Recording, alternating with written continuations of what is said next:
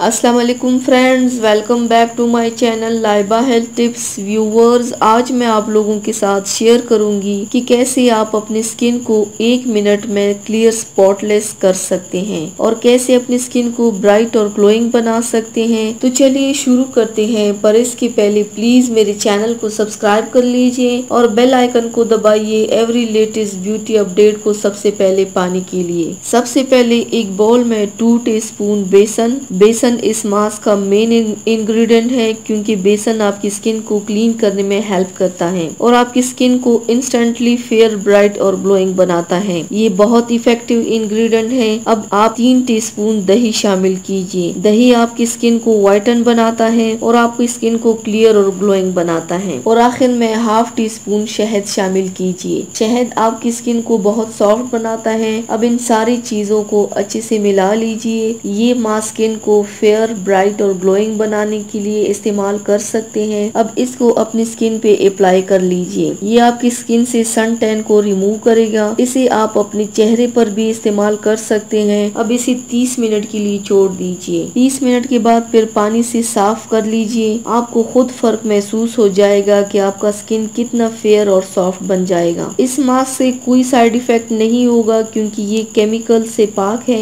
ये आपके चेहरे से pimples, black head, white heads और हर किस्म की स्किन प्रॉब्लम को रिमूव करने में हेल्प करता है। तो व्यूवर्स, ये थी मेरी आज की वीडियो।